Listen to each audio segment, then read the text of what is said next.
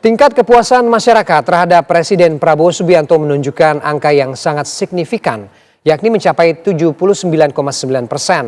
Keseriusan pemerintah dalam pemberantasan korupsi menjadi faktor utama yang mendorong tingginya tingkat kepuasan tersebut. Lantas, bagaimana pemerintah memaknai tingginya kepercayaan publik ini?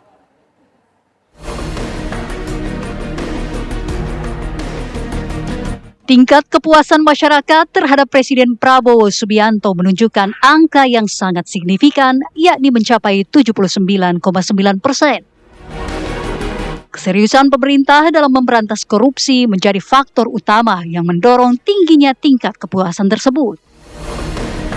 Hal itu dirilis oleh Indikator Politik Indonesia berdasarkan survei yang digelar sekitar 1 tahun 3 bulan sejak Prabowo resmi dilantik sebagai presiden pada 20 Oktober 2024 lalu. Approval rating Presiden Prabowo, tetapi memang kalau ditanya di antara 79,9% masyarakat yang puas di Januari 2026, itu variabel utamanya adalah Pak Prabowo dianggap mampu memberantas korupsi. Itu yang pertama. Yang kedua, alasan terbesar kedua adalah banyak memberikan bantuan.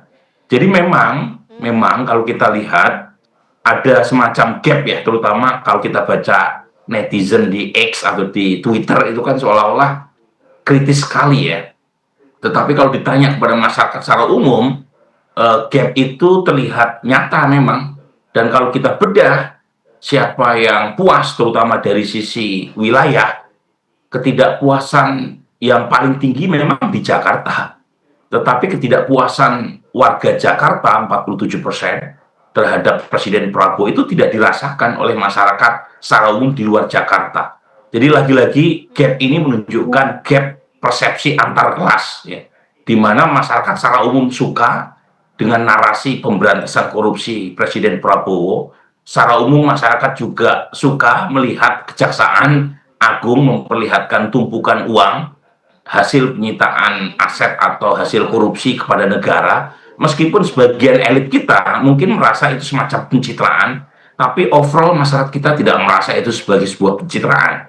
Kita makanya kan berbicara ini soal bagaimana pengalaman ataupun apa yang sudah dilakukan oleh negara ketika tadi yang saya sampaikan soal Satgas PKH. Apakah Pak Presiden melihat kemudian di sini ada konco-konconya? Tidak.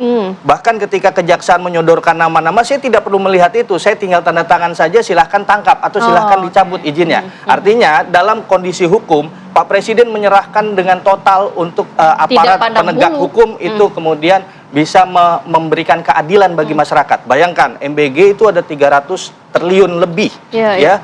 Memang perputaran ekonomi di bawah bagus. Di situ tadi Genzi ada 80,7%. Di situ juga ada bisnis ataupun ada UMKM yang hidup di sana. Tapi kita juga harus melihat apakah ini ada maladministrasi, apakah ada persoalan hukum. Nah, karena kita bisa memahami bahwa power tend to corrupt, absolute power corrupt absolutely. Kalau ada kekuasaan di sana, kalau ada uang besar di sana, pasti ada potensi korupsi di sana. Capaian kepuasan 79,9% ini bahkan melampaui tingkat kepuasan yang diraih awal masa pemerintahan Presiden Susilo Bambang Yudhoyono pada tahun 2004 dan Joko Widodo pada tahun 2014.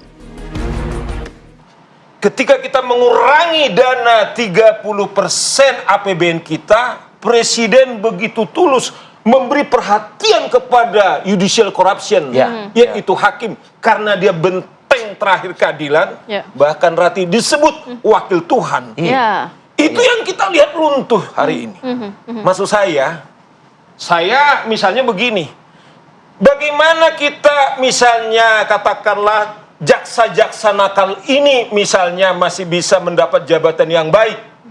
Kemudian juga Sylvester misalnya. Saya tidak melihat misalnya. Nah, oleh karena ini, ketulusan daripada Presiden saya ragu, tetapi yang lini yang depan-depannya ini, yang tangan-tangan depannya ini, barangkali pengkhianat gitu loh. Itu mungkin yang disebut oleh Presiden Jangan-jangan misalnya begini, ketika Presiden bicara pemberantasan korupsi, tiba-tiba partai ngomong, Presiden akan 2 periode gitu. Gila ini gitu loh. Kita masih 1 tahun. Lantas, Bagaimana pemerintah memaknai tingginya kepercayaan publik ini?